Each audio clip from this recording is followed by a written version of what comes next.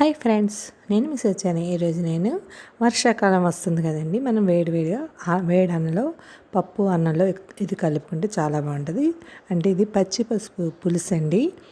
చాలామంది చేసుకోవచ్చు, చేసుకోకపోవచ్చు, నాకు తెలీదు, కానీ మేము చేసుకుంటాం. ఈ వర్షాకాలం శీతాకాలం తింటే కడుపులో ఉన్న నులి పురుగులు అయిపోతాయి అని అంటారు పెద్దవాళ్ళు. ప్రత్యేకంగా చేసుకొని తింటారు ఇవి.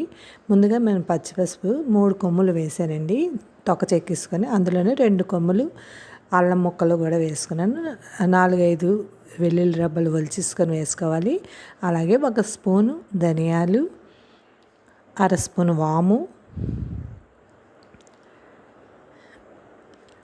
అలాగే జీలకర్ర 1/2 స్పూను. ఇది చేసుకొని తింటే చాలా మంచిదండి, హెల్త్కి కూడా మంచిది. నెలకు ఒకసారైనా తింటే చాలా మంచిదండి. ఇలా నూరుకుంటే బాగుంటుందండి. శనగకాయల మీద నూరుకున్న బాగుంటుంది, మిక్సీ పెట్టినా బాగుంటుంది, కానీ మిక్సీకి మనకి బాగా ముద్ద అయిపోతుంది. ఇలా నూరుకోండి. నూరి కొలిది మనకి దాని టేస్ట్ బయటకు వస్తుందండి. పసుపు ఎప్పుడుని పసుపు, అల్లం, వెల్లుల్లి మనం నూరుతుంటే బాగుంటుంది. మిక్సీ చేస్తే ఒక టేస్ట్ వస్తుంది. ఇలా ట్రై చేయండి మీరుని. నేను నూరేసుకొని ఇలాగా కొద్ది నీళ్ళు వేసుకొని మెత్తగా నూరేసుకోవాలండి.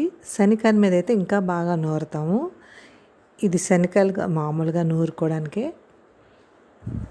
ఇలా మనం ఇలాగా మిక్సీ చేసుకోవచ్చు, ఇలా నూరుకోవచ్చు. నూరేసుకొని పక్కన పెట్టుకోండి. ఇది బాగా నూరుకోండి, మెత్తగా నూరుకోవాలి.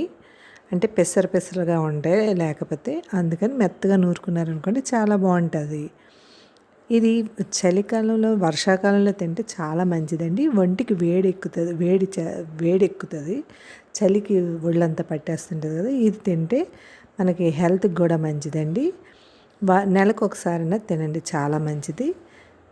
ఇలా పక్కన పెట్టేసుకోండి. పక్కన పెట్టుకొని మనం అందులో జీలకర్ర ఆవాలు తాలింపు పెట్టుకోండి.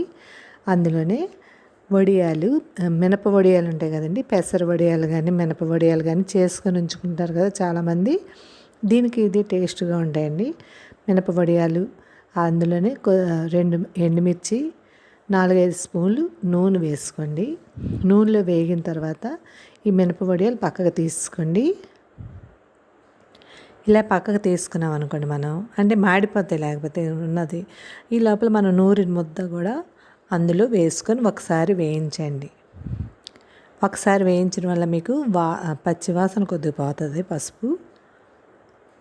ఇలా వేయించడం వల్ల కూడా టేస్ట్ కూడా బాగుంటుందండి. అలా వేగాక అందులోనే వడియాలు కూడా వేసుకోండి. వేయించుకున్న వడియాలు కూడా వేసుకోండి. మీరు వేసుకొని ఒకసారి బాగా కలుపుకోండి. ఒక్కసారి వేయించాక అందులోనే చింతపండు గుజ్జు పలచగా అంటే చిక్కగా తీసుకున్న చింతపండు గుజ్జు అందులో వేసుకోండి.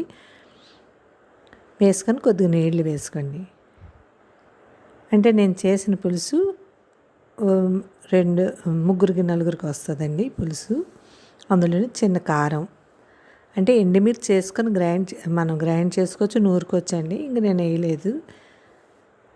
కారానికి తగ్గ మనకు టేస్ట్కి తగ్గ ఉప్పు వేసుకోండి. అందులోనే 2 స్పూన్లు పంచదార కూడా వేసుకోండి, టేస్ట్ వస్తుంది, చాలా బాగుంటుంది టేస్ట్. కొద్దిగా పంచదార వేసుకోండి. పంచదార అయితే పంచదార, మీకు బెల్లం అయితే బెల్లం. నేనైతే పంచదార వేసుకున్నాను. ఇలా వేసుకొని మరగనివ్వండి. ఇది మరిగాక అన్నీ వేసాం కాబట్టి మరుగుతున్నప్పుడు వాసన వస్తుందండి, చాలా బాగుంటుంది టేస్ట్ కూడాని. మీరు అన్నంలోని ముద్దపప్పు వేసుకొని నెయ్యి వేసుకొని పులుసు కలుపుకుంటే చాలా మంచిదండి. ఇది డెలివరీ అయిన పొరటాలకు కూడా పెడుతుంటారండి ఎక్కువ. ఈ వర్షాకాలం శీతకాలంలో కూడా తింటే చాలా మంచిదండి మనముని. అందుకే చేసి మీకు చూపిస్తున్నాను. మా అమ్మలు పెద్దవాళ్ళు చేసేవారు, పెద్ద వయసు ఉన్నవాళ్ళు, మా నానమ్మలు, అమ్మమ్మలు వాళ్ళు చేసేవారు. అందుకని మీకు చూపిస్తున్నాను. చూసారా, ఇలా వేసుకొని తింటే ఎంత బాగుందో. ట్రై చేయండి. Thank you. సబ్స్క్రైబ్ చేయండి, లైక్ కొట్టండి, కామెంట్ పెట్టండి. బాయ్. Thank you.